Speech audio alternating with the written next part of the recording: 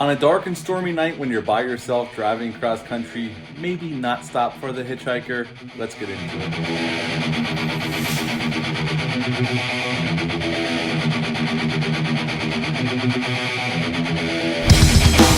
My channel. I hope you're all doing well out there, and today we're going to talk about 1986's The Hitcher. But before we get into it, like, comment, and subscribe. I greatly would appreciate that. Click on the little notification bell. That way every time I upload a video, you'll get notified and you can come back and just see what in the hell I got going on over here. Yes, The Hitcher came out February 21st of 1986. It got dumped in February. Unfortunately, it's rated R. It's an hour and 37 minutes long. Had a budget of $6 million. And sadly, upon release, it only made 5.8. This movie marked the directorial debut of Robert Harmon.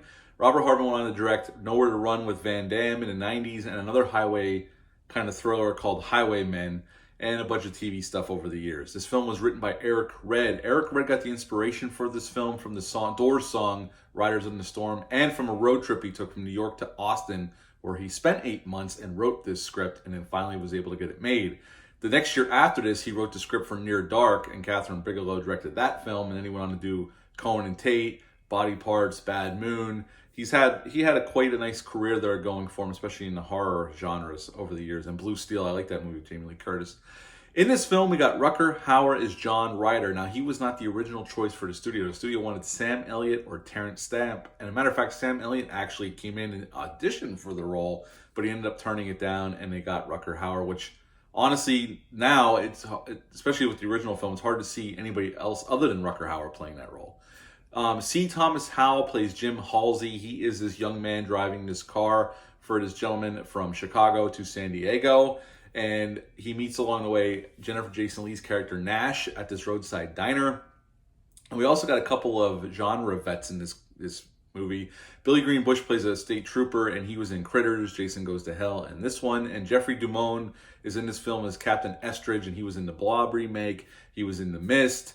He was in The Walking Dead, The Shawshank Redemption, The Green Mile, a lot of other stuff. Fantastic character actors fill out the roles in this film, although our main leads are the three, Rutger Hauer, C. Thomas Howell, and Jennifer Jason Leigh. And the story is very simple. It's about this young man, very green. They don't say how old he is. C. Thomas Howell looks very young here. I'd say 19, 20 years old, tops. And it's his first, you could tell during the film, it's his first big chance to go see other things and drive across country, which he says during the film is what he's always done. And right in the beginning of the film, it's raining. He's in the desert Southwest, and he sees this hitchhiker on the side of the road, and he decides to stop to help this guy out. And his life is changed forever, and what ensues is a game of cat and mouse. Gives us destruction and death all across the desert Southwest. And with this mysterious hitchhiker that he happened to pick up, who says his name's John Ryder, but when the cops do finally arrest him later on in the film, he has no ID, his fingerprints aren't showing anything, and we don't know if he's a demon of some kind that took over somebody's body. Is he the devil incarnate, or is he just a psychopath wreaking havoc across the desert Southwest, and he happened to hone in on C. Thomas Howell? Who knows, because the film does not give us the answers. It's left up to your imagination what John Ryder actually is, because he shows up out of nowhere and anywhere and all over. He's omnipresent. He shows up just out of nowhere. And that is the strength of this film, keeping him a mystery. Him and C. Thomas Howell have good chemistry, and Rutger Hauer is intimidating as shit in this film. He has that quiet intensity where he just looks at you and he's given his delivery of his lines, and he's so even with it that he's almost soothing to listen to, but intimidating all at the same time. And he doesn't get emotional. He's very calm when he's doing these acts of violence and when he's messing with C. Thomas Howell. And in the car, when C. Thomas Howell picks him up, I'm going to be gushing about this film. This film, to me, is an absolute classic. I love this film. And so does Christopher Nolan. This is one of Christopher Nolan's favorite films of all time. When he tells him that he's going to kill him, and that they pass this Volkswagen Beetle on the side of the road, and Jim wants to stop and help and see if they need help. And he goes, no, don't stop, keep going.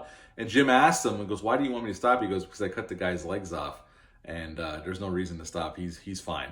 And he basically tells Jim he's going to kill him. And John Ryder had left the door ajar, but they were driving, and he pushes him out, and he takes off, and he's all happy. He yells, "Fuck you!" And John Ryder kind of smiles, like it's almost like this is the first person to actually fight back when their life is threatened.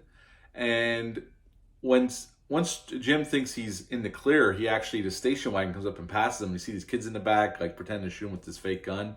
And then John Ryder pops up, and Jim tries to tell the people, and he ends up getting hit by this bus. And then he catches up with the station wagon, and everybody inside's dead. They don't show it, but the look of utter horror on his face, and then he throws up and gets in his car and takes off down the road. And eventually he meets Jennifer Jason Leigh's character, and then she gets caught up and goes on the road with him as well. It's just a very well executed, almost Hitchcockian, although way more violent than anything Hitchcock ever did, thriller.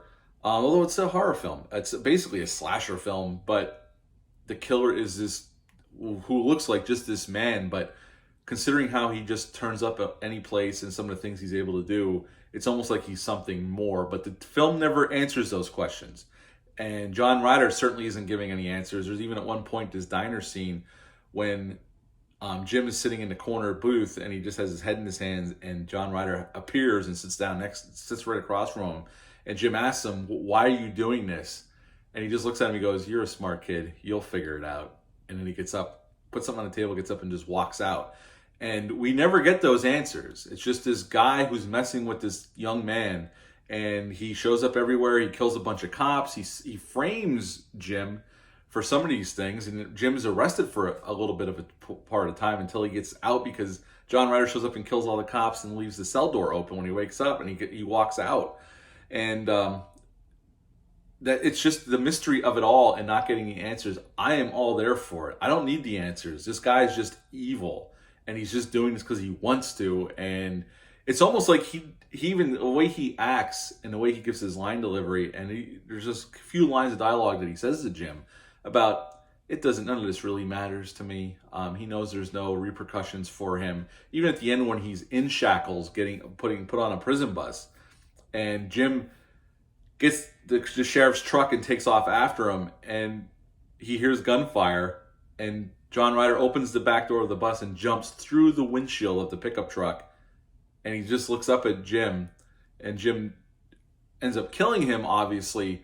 But there's a moment in the film, I'm rambling here a little bit, but there's a moment in the film where Nash is taken hostage by John Ryder, and he has her tied to the trailer of a tractor trailer, and her feet are tied to the trailer of the tractor trailer, and her wrists are tied to the cab of the truck, and he's threatening to pull her apart.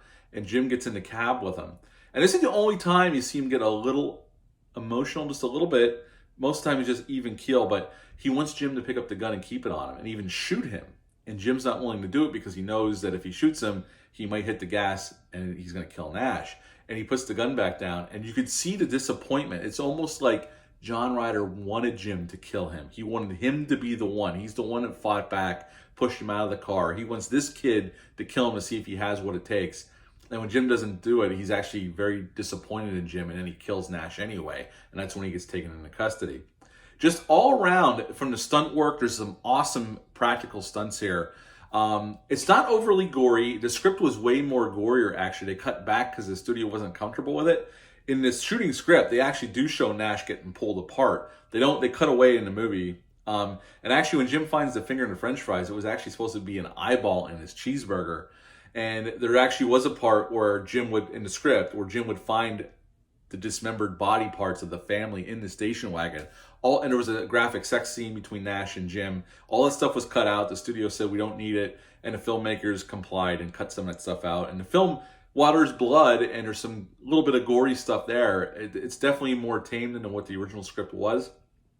But it's still a very effective, hard R thriller / action movie, or a horror film. And again, the performances sell. Rutger Hauer is awesome as this omnipresent evil guy who we're not sure if he's human or something else.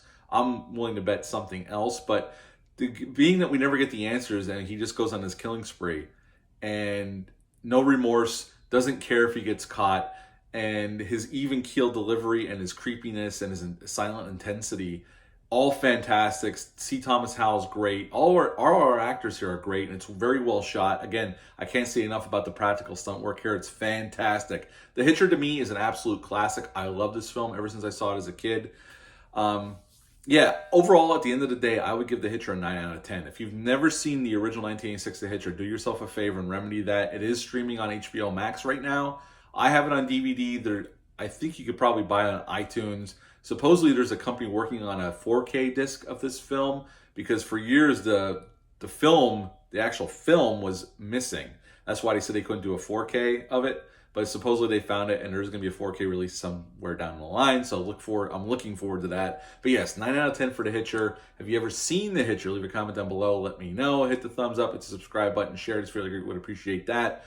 I'll be back later in the week with The Hitcher remake from 2007. I have not seen that film since 2007 when it was released. I saw it opening weekend in the theater. I have not seen it since. So this is pretty much kind of a fresh watch for me because I remember some of it, but we'll see how I feel after I watch it tonight.